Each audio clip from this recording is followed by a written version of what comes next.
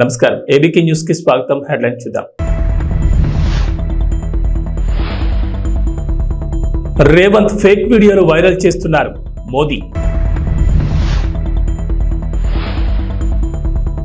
గుజరాత్ పెత్తనమా, తెలంగాణ పౌరుషమా చూసుకుందాం రేవంత్.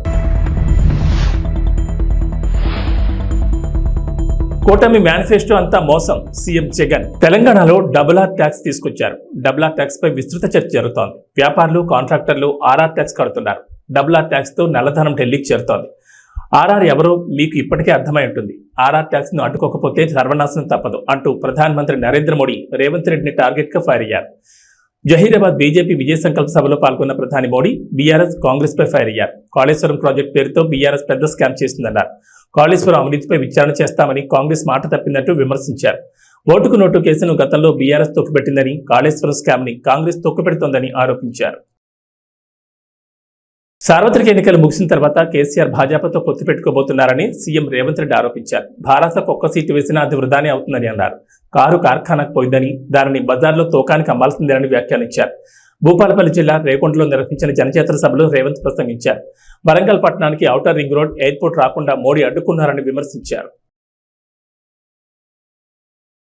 ఏపీలో విపక్ష ఎన్డీఏ కూటమి ఉమ్మడి మేనిఫెస్టో ఇవాళ విడుదల చేసింది. అయితే అనుకున్న సమయం కంటే దాదాపు 3 గంటల ఆలస్యంగా ఇది విడుదలైంది. ఈ కార్యక్రమంలో విపక్ష కూటమిలో విభేదాలు బయటపడ్డాయి. ముఖ్యంగా చంద్రబాబు, పవన్ కళ్యాణ్ మేనిఫెస్టో పట్టుకుంటే అక్కడే ఉన్న బీజేపీ జాతీయ నేత సిద్ధార్థనాథ్ సింగ్ అక్కడికి వచ్చినా దూరంగా ఉండిపోయారు. అంతేకాదు, ప్రధాని మోడీ ఫోటో కూడా మేనిఫెస్టోపై కనిపించలేదు. ఈ నేపథ్యంలో ఎన్డీఏ మేనిఫెస్టో విడుదలపై సీఎం వైఎస్ జగన్ స్పందించారు. బీజేపీ అధిష్టానం ఆదేశాలతోనే ప్రధాని మోడీ ఫోటో ఎన్డీఏ మేనిఫెస్టోపై లేకుండా పోయిందన్నారు. చంద్రబాబు, పవన్ మేనిఫెస్టోపై మోడీ ఫోటో పెట్టొద్దంటూ బీజేపీ అధిష్టానం చంద్రబాబుకు ఫోన్ చేసిందని జగన్ తెలిపారు. దీంతో చంద్రబాబు మేనిఫెస్టో అంతా మోసమని తేలిపోయిందన్నారు. అలాంటి మేనిఫెస్టోపై మోడీ ఫోటో వేసేందుకు బీజేపీ అంగీకరించలేదన్నారు.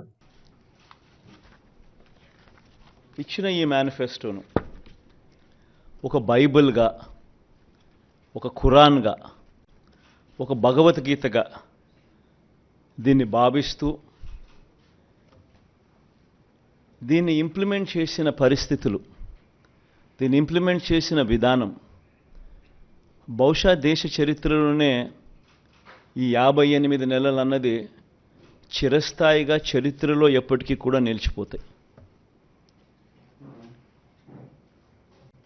2019లో ఇచ్చిన ఈ వాగ్దానాలన్నీ కూడా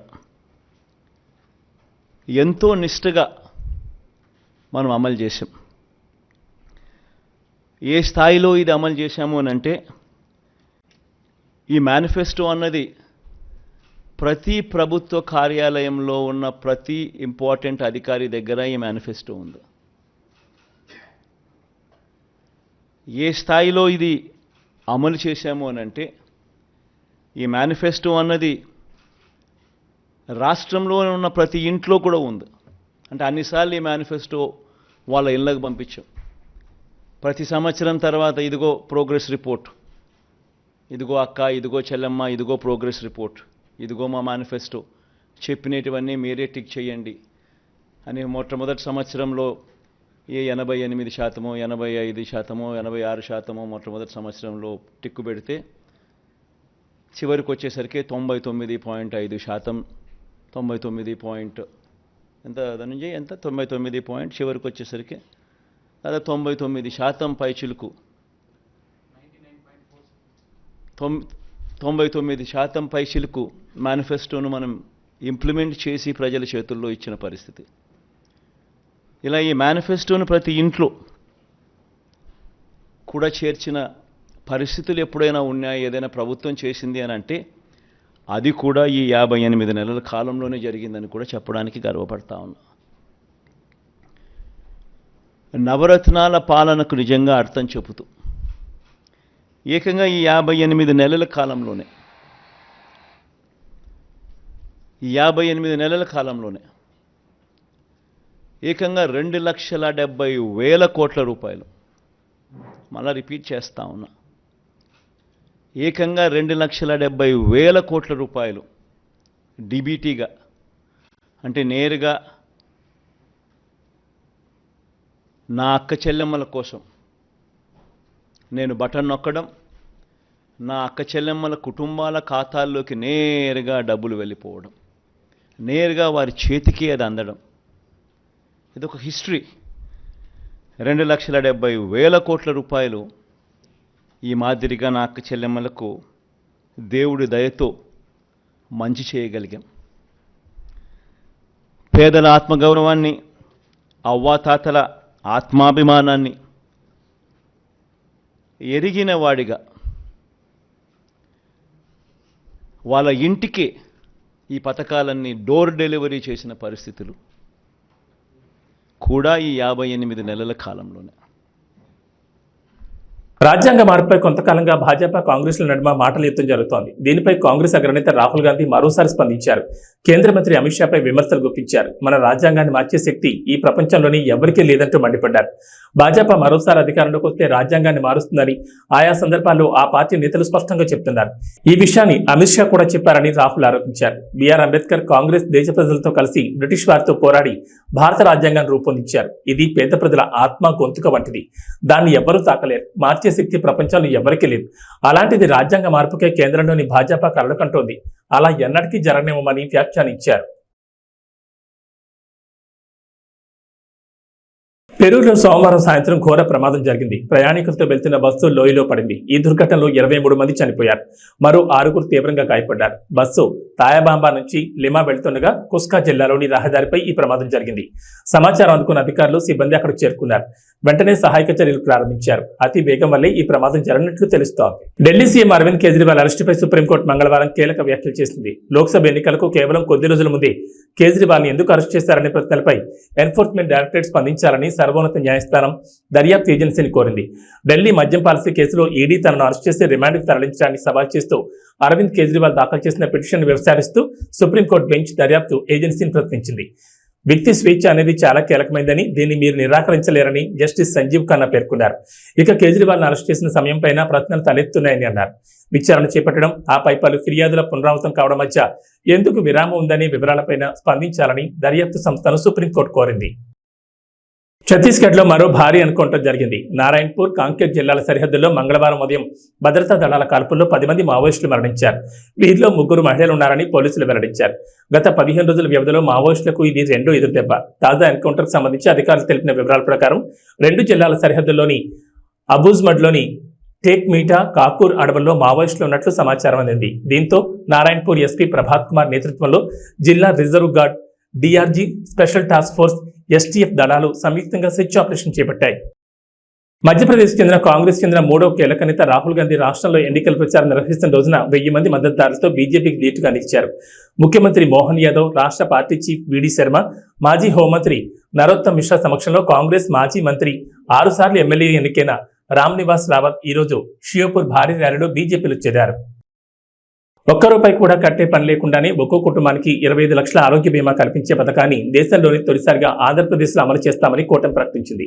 ఎస్సీ, ఎస్టీ, బీసీ మైనార్టీలకు 50 ఏళ్లకే 4,000 పింఛను అందజేస్తామని, మత్స్యకారులకు వేట విరామ సమయంలో 20,000, ఆటో, టాక్సీ, లారీ, టిప్పర్ డ్రైవర్లకు 15,000 ఆర్థిక సహాయం చేస్తామని హామీ ఇచ్చింది. ఇసుకను ఉచితంగా అందుబాటులోకి తెస్తామని ప్రకటించింది. టీడీపీ, జనసేన ఉమ్మడి మేనిఫెస్టోను మంగళవారం ఉండవల్లిలోని చంద్రబాబు నివాసంలో ఎన్డీఏ నేతలు విడుదల చేశారు. మిత్రపక్షం భాజపా సూచనలు, సలహాలతో దీన్ని రూపొందించారు. టీడీపీ అధినేత చంద్రబాబు, జనసేన అధ్యక్షుడు పవన్ కళ్యాణ్, భాజపా రాష్ట్ర ఎన్నికల సహాయ ఇన్ఛార్జ్ సిద్ధార్థనాథ్ సింగ్ ఈ కార్యక్రమంలో పాల్గొన్నారు. తెలుగుదేశం పార్టీకి, జనసేన పార్టీకి వారి యోగంలో వచ్చిన రిప్రజెంటేషన్స్, అలాగే జనవాణి కార్యక్రమంలో వచ్చిన వినతులు కానీ, ఆన్లైన్లో వచ్చిన సూచనలు కానీ, అందరికీ 2 పార్టీలకు వచ్చిన సూచనలన్నీ క్రోడీకరించి ఈ మేనిఫెస్టో తయారు చేయడం జరిగింది.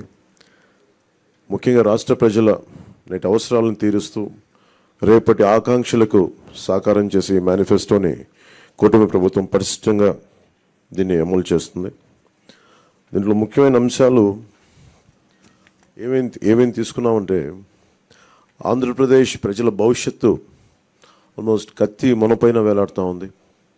ప్రపంచంలోనే అత్యంత శక్తివంతమైన తెలుగు జాతి నేడు ఆంధ్రప్రదేశ్ పరిస్థితిని చూసి తలదించుకుంటుంది. లూటీ కోసమే 13 లక్షల కోట్లు అప్పు చేసి రాష్ట్ర ఆర్థిక వ్యవస్థను దివాళా తీయించారు. గత 5 ఏళ్లుగా అన్ని రంగాల్లో రాష్ట్రం తిరోగామి దిశలో పయనిస్తున్నది. సమాజంలో ఎటు చూసినా అభద్రత, అశాంతి, హత్యలు, ఆత్మహత్యలు కనిపిస్తున్నాయి. ధరలు, పన్నులు, ఛార్జీలు, అప్పుల బాధుడితో ఒక్కో కుటుంబం పైన దాదాపు 8 లక్షల భారం మోపారు. 10 రూపాయలు ఇచ్చి 100 రూపాయలు కొట్టేస్తూ పొద్దున్నే పథకం కింద డబ్బులు ఇచ్చి సాయంత్రం సారా కింద పట్టుకెళ్ళిపోయే ఈ ప్రభుత్వం చేస్తూ ఉన్నారు. పట్టభద్రుల నిరుద్యోగంలో 24% దేశంలోనే ఏపీ మొదటి స్థానంలో ఉంది. రైతుల ఆత్మహత్యల్లో 3వ స్థానంలో, 18 ఏళ్లలోపు బాలికలపై జరుగుతున్న అత్యాచారాల్లో 2వ స్థానంలో ఉంది. పోలవరం నదుల అనుసంధానాన్ని గోదాట్లో ముంచేశారు. సంపద సృష్టి, ఉపాధి కల్పనా కేంద్రమైన ప్రజా రాజధాని అమరావతిని విధ్వంసం చేశారు. SC, ST, BC, minority sub plan నిధుల్ని 1,00,000 కోట్లు దారి మళ్లించారు. ఇక అన్నా క్యాంటీన్లు కానీ, నిరుద్యోగ భృతి కానీ, పండగ కానుకలు లాంటి 100కి పైగా తెలుగుదేశం ప్రభుత్వ సంక్షేమ కార్యక్రమాలు రద్దు చేశారు. ముఖ్యంగా గత కొద్ది రోజులుగా నేను మాట్లాడుతాను ల్యాండ్ టైటిలింగ్ యాక్ట్ పేరు మీద. పట్టా పుస్తకాల మీద ఆంధ్రప్రదేశ్ రాజముద్ర తీసి జగన్ ఫోటో వేయించుకొని తన అచ్చరాకైన పనులు చాలా చేస్తూ లక్షలాది ఎకరాల ల్యాండ్ టైటిలింగ్ యాక్ట్ పేరు మీద లక్షలాది ఎకరాలని ప్రజల ఆస్తుల్ని కబ్జా చేస్తున్నారు. ల్యాండ్, శాండ్, వైన్, మైన్, గంజాయి, డ్రగ్స్, ఎర్రచందనం, రేషన్ బియ్యం మాఫియాలతో దాదాపు 8 లక్షల కోట్ల ప్రజాధనాన్ని కొల్లగొట్టారు. స్థానిక సంస్థల ఎన్నికల్లో బీసీ రిజర్వేషన్లని 10% కోత కోసి 16,800కి రాజ్యాంగ పదవులకి బీసీలకి దూరం చేశారు. విషపూరిత మద్యం పోసి 35 లక్షల మంది ఆరోగ్యాలు నాశనం చేశారు. 30,000 మంది ప్రాణాలు తీసి వారి భార్యలకి పసుపు తాడులు మంటగలిపారు. గృహ నిర్మాణం పేరుతో పేదల్ని అప్పుల పాలు చేశారు. ప్రశ్నించిన ప్రతిపక్షాలు ఎస్సీ, ఎస్టీ, బీసీ, మైనారిటీలని 600 మందిని హత్య చేశారు. వివేకానంద రెడ్డి గారి హంతకుల్ని ఇంకా కాపాడుతూనే ఉన్నారు. స్థానిక సంస్థలకు కేంద్రం ఇచ్చిన 12,000 కోట్ల రూపాయలని దారి మళ్లించారు. గ్రామ పట్టణాభివృద్ధిని దెబ్బతీశారు దారి మళ్లించి. ఈ విధ్వంస పరిస్థితులను చక్కదిద్ది రాష్ట్రాన్ని గాడిలో పెట్టేందుకే ఎన్నికల రూపంలో ఒక అవకాశం మన ముందుకు వచ్చింది. ఈ విధ్వంస పాలన సాగనంపి స్వర్ణాంధ్రను నిర్మించుకోవడానికే మా కూటమి అభ్యర్థులకి ఘన విజయం చేకూర్చాల్సిన అవసరం ప్రతి ఓటరు పైన ఉన్నదని విజ్ఞప్తి చేస్తున్నాం.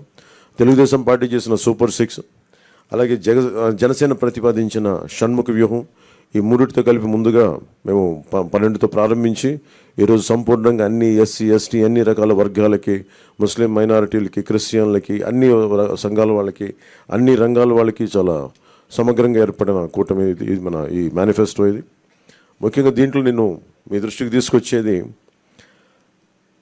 యువతకి 20 లక్షల ఉద్యోగాలు ఈ 5 సంవత్సరాల్లో, అలాగే నెలకి మనకి 3,000 రూపాయలు నిరుద్యోగ భృతి, స్కూల్కి వెళ్ళే ప్రతి విద్యార్థికి ఏడాదికి 15,000 రూపాయలు, ప్రతి రైతుకి ఏటా 20,000 ఆర్థిక సాయం, ప్రతి మహిళకి నెలకి 1,500 రూపాయలు, 19 సంవత్సరాల నుంచి 59 సంవత్సరాల వరకు, ప్రతి ఇంటికి ఏడాదికి ఉచితంగా 3 గ్యాస్ సిలిండర్లు, మహిళలకి ఉచిత బస్సు ప్రయాణం,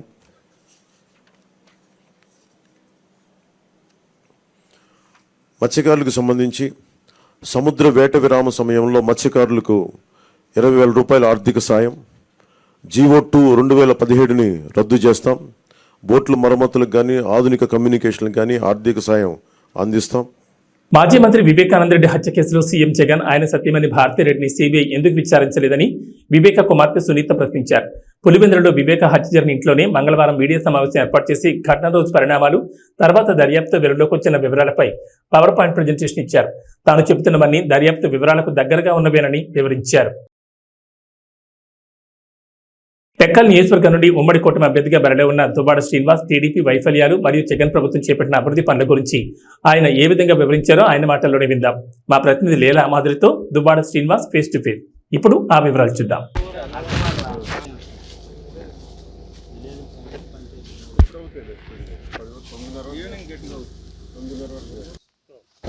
శ్రీకాకుళం జిల్లా టెక్కల్ నియోజకవర్గం నుంచి వైఎస్ఆర్సీపీ అభ్యర్థిగా దువ్వాడ శ్రీనివాసరావు గారు తన నియోజకవర్గమైన మదనాపురంలో ప్రచారం కొనసాగిస్తున్నారు. అక్కడ ప్రజల స్పందన ఎలా ఉంది, అసలు సార్ ప్రచారం ఎలా కొనసాగుతుంది అనేది సార్ని అడిగి తెలుసుకుందాం. సార్ చెప్పండి, గతంలో మీరు ఎంపీగా పోటీ చేశారు, ఇప్పుడు ఎమ్మెల్యేగా పోటీ చేయబోతున్నారు. అప్పటికి ఇప్పటికీ ఉన్న డిఫరెన్స్ ఏంటి, అసలు ప్రజల్లో స్పందన ఎలా ఉంది అనేది చెప్తారా? ఎంపీగా కూడా ఆ రోజు గెలుపునాదే, నైతికంగా గెలుపునాది. ఎందుకంటే నా మీద 6,000 మెజార్టీ, అంటే ఒక 3,100 ఓట్లు వస్తే ఆ రోజు నేను గెలుస్తాను. దానికి కారణం పోస్టల్ బ్యాలెట్, ఆ రోజు లెక్కించలేదు, టెక్నికల్ ప్రాబ్లమ్స్తో పెట్టి పక్కన పెట్టేశారు, రిక్ చేశారు కొన్ని బూతులు. ఇవన్నీ కలిపి జస్ట్ 3000 డిఫరెన్స్ తప్ప ఆ రోజు నైతికంగా గెలుపు మాదే. 1,24,000 మెజార్టీతో గెలిచిన రామ్మోహన్ నాయుడు 2019 వచ్చేటప్పటికి 6,000 మెజార్టీకి దిగజారు. ఈసారి ఖచ్చితంగా రామ్మోహన్ నాయుడు అడ్డంగా పోతాడు, తిరుగుండదు. మా టెక్కల్ కాన్స్టిట్యున్సీకి వచ్చేటప్పటికి 25,000 మెజార్టీతో గెలుస్తాం. ఇక్కడ మా గెలుపు నల్లేరు మీద నడక. ఎందుకంటే మేము చేసిన మా ప్రభుత్వంలో జగన్మోహన్ రెడ్డి గారు చేసినటువంటి అభివృద్ధి, స్వాతంత్ర్యం వచ్చి 75 ఏళ్ళు అయింది. 75 ఏళ్ళు అవుతూ తెలుగుదేశం పార్టీ ఆవిర్భవించి 40 ఏళ్ళు అయింది. ఆ 75 ఏళ్లలో కానీ ఈ 40 ఏళ్లలో కానీ శ్రీకాకుళం జిల్లాకు అత్యంత ఎక్కువగా నిధులు వచ్చిన సందర్భం రెండు సందర్భాలు. ఒకటి జలగం వెంగళరావు గారు ముఖ్యమంత్రిగా ఉండేటప్పుడు 72లో మోసదారికి 800 కోట్లు వచ్చింది. డాక్టర్ వైఎస్ రాజశేఖర రెడ్డి గారు ముఖ్యమంత్రిగా ఉండేటప్పుడు 1000 కోట్లు వచ్చింది. That's all. ఆ తర్వాత మనకి అత్యంత ఎక్కువ స్థాయిలో నిధులు వచ్చినటువంటి చరిత్ర ఎప్పుడూ లేదు. కానీ జగన్మోహన్ రెడ్డి గారు ముఖ్యమంత్రి అయిన తర్వాత ఈ టెక్కలి నియోజకవర్గంలో 7,000 కోట్ల రూపాయల నిధులు తీసుకొచ్చాం. అభివృద్ధి కోసం, సంక్షేమం కోసం, పారిశ్రామికీకరణ కోసం. అంటే వలసలకు మాత్రమే పరిమితమైనటువంటి ఈ జిల్లా బిడ్డను చేత పట్టుకొని, పొట్ట చేత పట్టుకొని కూలి పనులకు వెళ్ళి హైదరాబాద్, నెల్లూరు, కర్నూలు, మద్రాసు ప్రాంతాలు కూలికి వెళ్ళి బ్రతికే కూలి బ్రతుకులు ఈ శ్రీకాకుళం జిల్లా. వలస జీవితాలు. ఎన్నాళ్ళు ఈ వలసలు? ఎందుకు మన ప్రాంతంలో బ్రతకూడదు? మన ప్రాంతంలో ఎందుకు పరిశ్రమలు లేవు? ఎన్నాళ్ళు పడుతుంది ఇంక పరిశ్రమలు రావడానికి? 75 ఏళ్ళు చాలదా? తెలుగుదేశం పార్టీ ఆవిర్భవించి 40 ఏళ్ళు కూడా ఇంకా చాలదా? ఎన్నాళ్ళు ఈ ఊడిగం చేస్తాం? జగనన్న ఆలోచించారు. ఎట్టి పరిస్థితుల్లో కూడా శ్రీకాకుళం నుంచి ఇక వలసలు ఉండకూడదు. ఇక్కడి వారు ఇక్కడే పనిచేసుకునేటట్టు, ఆత్మగౌరవంతో గౌరవంగా ఇక్కడే బ్రతికేటట్టు ఉండాలి అంటే పరిశ్రమలు రావాలి. పరిశ్రమలు రావాలి అంటే దానికి ఆ వాతావరణాన్ని క్రియేట్ చేయాలి. ఆల్రెడీ ఇక్కడ 6 లైన్ ఉంది, రైల్వే ట్రాక్ ఉంది మద్రాసు వరకును. ఇక్కడ ఒక నౌకాయానం పోర్టు పెడితే బాగుంటుందని మూలపేట గ్రీన్ఫీల్డ్ పోర్టు ఏర్పాటు చేయడం జరిగింది. దానికి 4,361 కోట్ల రూపాయలు శాంక్షన్ అవ్వడం జరిగింది. ఆల్రెడీ పోర్టు 70% పూర్తి అయిపోయింది. ఏడాదిలోనే షిప్ తెస్తామని చెప్పాం, ఏడాదిలోగా షిప్ తీసుకొచ్చాం అక్కడికి. మరొక 4-5 నెలల్లో ఈ పోర్టుని జాతికి అంకితం చేస్తాం. ఆ పోర్టుని ఎప్పుడైతే ఫినిష్ చేస్తామో 20,000 మందికి ఉద్యోగాలు వస్తాయి. ఆ 20,000 మంది కూడా మొట్టమొదటిగా టెక్కలి నియోజకవర్గానికి చెందిన వాళ్ళు, తర్వాత శ్రీకాకుళం, తర్వాత ఉత్తరాంధ్ర. ఈ ప్రాంతంలో ఉండే ప్రతి నిరుద్యోగికి కూడా ఇక్కడ మూలపేట పోర్టులో అవకాశం వస్తుంది. ఉత్తరాంధ్రకే మూలపేట గ్రీన్ఫీల్డ్ పోర్ట్ ఒక మణిహారంగా మారుతుంది. ప్రపంచంలో ది బెస్ట్ పోర్ట్స్లో ఎన్ని ఉన్నాయైతే అందులోకి చేరబోతుంది. ఎందుకంటే 19 మీటర్స్ దీని డెప్త్ అనమాట, డీప్ సీ వాటర్స్. మంచి పోర్టుగా ఇది ఎదగబోతుంది. ఈ ప్రాంతం కూడా టెక్కలి ఒక పారిశ్రామిక వాడగా మారబోతుంది, ఒక ముంబై నగరంలా మారబోతుంది ఒక 3-4 సంవత్సరాల్లోనే. దీనికి కారణం జగన్మోహన్ రెడ్డి గారు వేసినటువంటి అడుగులు. పోర్టు కారణంగా ఈ ప్రాంతమే పరిశ్రమలతో నిండడం వల్ల సుమారు ఒక 50,000 మందికి ఉద్యోగాలు పరిశ్రమలు, పోర్టు కలిపి ఇప్పించడానికి మేము ప్రణాళిక సిద్ధం చేసాం. ఆ దశలో అడుగులు వేసి ఈరోజే దానికి స్పీడ్ చేసేసాం. పనులు కూడా జరిగిపోతున్నాయి. సంక్షేమం ఒకవైపు, అమ్మఒడి, రైతు భరోసా, చేయూత, జగనన్న విద్యా దీవెన, జగనన్న వసతి దీవెన, ఆరోగ్యశ్రీ, వైఎస్ఆర్ ఆరోగ్య ఆసరా, నాయబ్రాహ్మణులు, ఆటో రిక్షాలు, ఇలా చెప్పుకుంటూ పోతే చాంతాడంత లిస్టు పథకాలు. ఈ పథకాలన్నీ కలిపి ఒక్క టెక్కల్ నియోజకవర్గానికే 1,600 కోట్లు ఇచ్చాం. ప్లస్ ఆఫ్షోర్ రిజర్వాయర్ నందిగామ మండలంలో డాక్టర్ వైఎస్ రాజశేఖర రెడ్డి గారు శంకుస్థాపన చేస్తే, తర్వాత తెలుగుదేశం ప్రభుత్వం వచ్చి రాష్ట్ర విభజన తర్వాత పూర్తిగా విస్మరిస్తే దాన్ని ఇప్పుడు పూర్తి చేస్తున్నాం. మొత్తంగా 7,000 కోట్లు, అదొక 900 కోట్లు. మొత్తంగా 7,000 కోట్లు జిల్లా చరిత్రలో ఇది మొదటిసారి. ఇది కాక టెక్కలి ముఖద్వారంగా కిడ్నీ రోగాలు ఉన్నాయి. దాన్ని పూర్తిగా నిర్మూలించడానికి పలాసలో ఒక కిడ్నీ రీసెర్చ్ సెంటర్, ఒక కిడ్నీ ఆసుపత్రి, హిరమండలం దగ్గర నుంచి త్రాగునీరు, ఇదంతా కలిపి 700 కోట్ల రూపాయలు. మా డివిజన్కి 8,000 కోట్ల రూపాయలు తెచ్చిన మొదటి సందర్భం. నేను ఒక్క మాట అడుగుతున్నాను, మా గెలుపు కారణాలు ఇవి. మరి తెలుగుదేశం పార్టీ ఆవిర్భావం నుంచి 40 ఏళ్ల చరిత్రలో ఎర్రంనాయుడు కేంద్ర మంత్రిగా ఉన్నాడు, అచ్చెన్నాయుడు రాష్ట్ర క్యాబినెట్లో ఉన్నాడు, రామ్మోహన్ నాయుడు 10 సంవత్సరాలు ఎంపీ చేశారు. ఏం చేశారో నేను చెప్పినట్టు ఒకటి చెప్పానండి. నేను ఈరోజు ఓడిపోయాం. మీరు అడిగినట్టే, మీరు ప్రారంభంలో అడిగారు ఎంపీ గురించి. ఎంపీగా ఓడిపోయాను, ఎమ్మెల్యేగా ఓడిపోయాం. జగనన్న ప్రభుత్వం ఉంది, మా ప్రభుత్వం ఉంది. ఆ ప్రభుత్వంలో భాగస్వాములైనటువంటి మేము జగనన్నతో ఇన్ని వేల కోట్లు టెక్కలికి తెచ్చాం. మరి తెలుగుదేశం ప్రభుత్వంలో ఎమ్మెల్యేలుగా, మంత్రులుగా ఉన్నారు, ఏం తెచ్చారో చెప్పాలి. ఒక్క నిరుద్యోగ సమస్య తీర్చారా? ఒక్క ఎకరాకు సాగునీరు అందించారా? దమ్ముంటే అచ్చెన్నాయుడికి మేము ఇది చేసాం ఈ జిల్లాకని ఒకటి చెప్పమనండి. అసలు అచ్చెన్నాయుడికి టెక్కల్లో నామినేషన్ వేసే అర్హత లేదు. ఎందుకంటే ఒకటి ఏం చేయలేదు, 2 5 ఏళ్ళు అయింది అచ్చెన్నాయుడు ఎక్కడున్నాడో కూడా తెలియదు. ఇప్పుడు ఎన్నికలకు 15-20 రోజుల ముందు ఇప్పుడు కనబడుతున్నాడు. 5 ఏళ్లలో నువ్వు ఒక ప్రతిపక్ష పాత్ర పోషించడానికి ఎప్పుడైనా ప్రయత్నించావా? ఏ గ్రామానికి వెళ్ళావా? నువ్వు మంత్రిగా ఉండేటప్పుడు రాయవలస కార్మిక శాఖ మంత్రిగా ఉండేటప్పుడు రాయవలస ఫ్యాక్టరీని మూసేసినవే. భావనపాడు పోర్టు పేరుతో 15,000 ఎకరాలు భూ కబ్జా చేయాలని, ల్యాండ్ బ్యాంక్ చేయాలని చూసారే. ల్యాండ్ మీద ఉన్న దృష్టి పోర్టు మీద లేదు. టెక్కల్లోనూ నడి రోడ్డును ఉన్నటువంటి ఆర్టీసీ కాంప్లెక్స్ స్థలాన్ని 3 ఎకరాలని 49 సంవత్సరాలకి లీజుకు రాయించుకొని అది కాజేయాలని చూసారా? ఏంటి లంచాలు, రౌడీయిజం, గూండాయిజం, భూ కబ్జాలు? చెప్పండి. మేము అధికారంలో. కడప జిల్లా పోరుమామిడి మండలంలోని కొర్రపాటిపల్లి గ్రామ పంచాయతీలో టీడీపీ, జనసేన, బీజేపీ ఉమ్మడి కూటమి తరఫున పోటీ చేస్తున్న బద్వేల్ బీజేపీ అభ్యర్థి బొజ్జ రోషన్ను భారీ మెజార్టీతో గెలిపించాలని రంగసముద్రం ఎంపీటీసీ కలవకూరి రమణ మరియు పార్టీ కార్యకర్తలు ఇంటింట ప్రచారం నిర్వహించారు. ఈ సందర్భంగా మాట్లాడుతూ ప్రజలకు అందుబాటులో ఉండి ప్రజాసేవకు కూటమి అభ్యర్థి బొజ్జ రోషన్న బీజేపీ తరఫున పోటీ చేస్తున్నారని, ప్రజలను ఆయన ఆదరించి ఓట్లు వేసి భారీ మెజార్టీతో గెలిపించాలని కోరారు. ఈ కార్యక్రమంలో పార్టీ నాయకులు, కార్యకర్తలు పాల్గొన్నారు.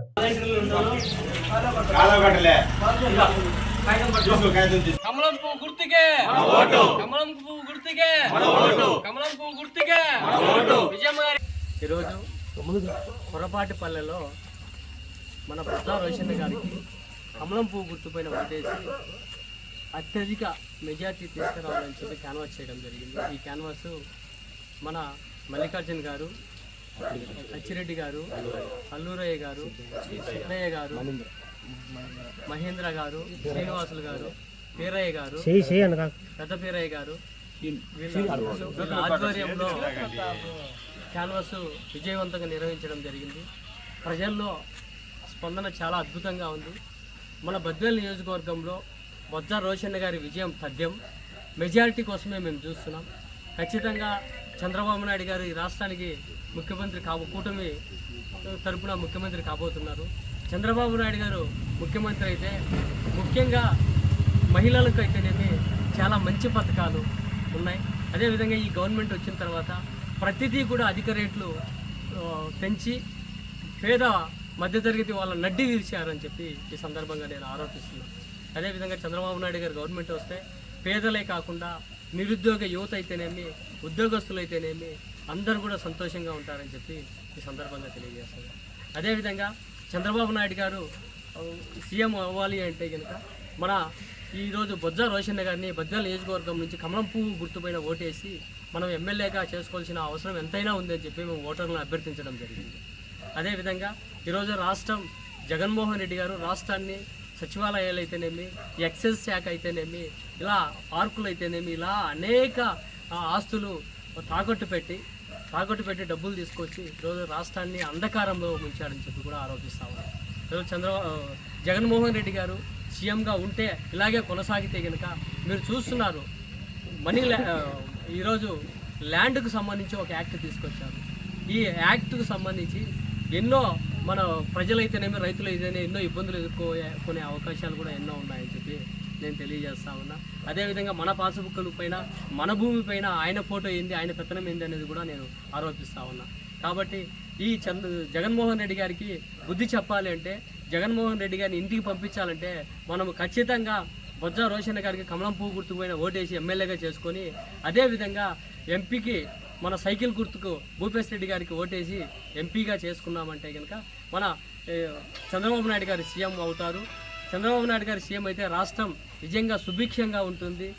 రాష్ట్రంలో ఉన్నటువంటి యువత అయితేనేమి, అదేవిధంగా నిరుద్యోగ యువత అయితేనేమి, అదేవిధంగా విద్యార్థులు అయితేనేమి, పేద బడుగు బలహీన వర్గాల వారు అయితేనేమి చాలా సంతోషంగా గడుపుతారని చెప్పి ఈ సందర్భంగా తెలియజేసుకుంటూ, అందరూ కూడా ప్రజలందరూ కూడా బద్వేల్ నియోజకవర్గ ప్రజలందరూ కూడా ఒక ఓటు కమలం గుర్తుకు, ఒక ఓటు సైకిల్ గుర్తుకు, ఎంపీకి సైకిల్ గుర్తుకు, ఎమ్మెల్యేకు కమలం గుర్తుకు బొజ్జ రోషన్న గారికి వేసి అత్యధిక మెజార్టీ తీసుకురావాలని చెప్పి ఈ సందర్భంగా మీడియా మూలకంగా నేను తెలియజేసుకుంటూ ధన్యవాదాలు తెలియజేసుకుంటాను. చంద్రబాబు గారి నాయకత్వం, నరేంద్ర మోడీ గారి నాయకత్వం, పవన్ కళ్యాణ్ గారి నాయకత్వం, విజయమ్మ గారి నాయకత్వం, నితీష్ గారి నాయకత్వం, బొజ్జ రోషన్న గారి నాయకత్వం.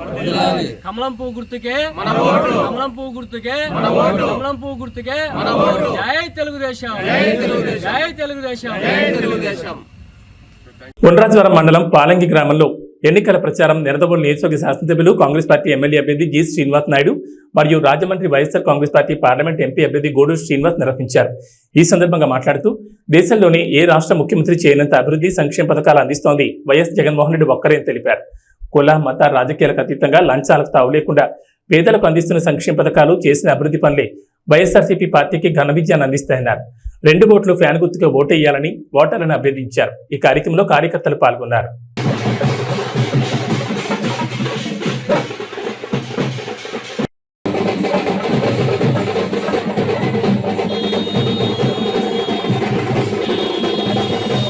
మన ఎంపీ అభ్యర్థి మా డాక్టర్ గూడూరు శ్రీనివాస్ గారు, మరి అదేవిధంగా మన సీనియర్ నాయకులు గొప్పల తమ్మయ్య గారు, అమ్మా అందరం కూడా కలిసి మీ దీవెనల కోసం మీ ఆశీర్వాదాల కోసం వచ్చామమ్మా. ఈ రోజు డాక్టర్ గూడూరు శ్రీనివాస్ గారు మన ఎంపీ అభ్యర్థిగా పోటీ పెడుతున్నారు రాజమండ్రి పార్లమెంట్ అమ్మా. నేను ఇక్కడ నిడదవోలు ఎమ్మెల్యేగా పోటీ పెడుతున్నామా.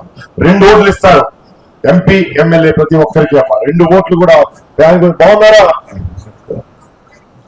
నమస్తే అమ్మా. నమస్తే నమస్తే అమ్మా. బాగున్నారు? నేను చెప్పాలమ్మా.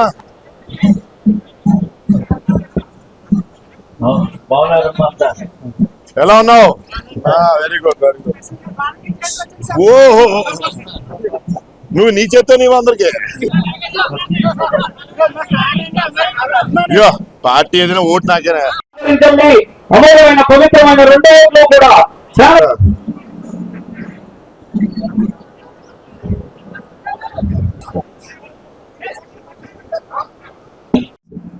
ఫ్యాన్ గుర్తప్ప, ఫ్యాన్ గుర్తు. ప్రదాత, సంక్షేమ సారథి, నిస్వార్థ ప్రజాసేవకుడు, పిలిచే పలికే వ్యక్తి, అందరికీ అందుబాటులో ఉండే వ్యక్తి జి శ్రీనివాస నాయుడు గారు. అయ్యోనమ్మా మన ఎంపీ అమ్మా. నమస్తే అమ్మా.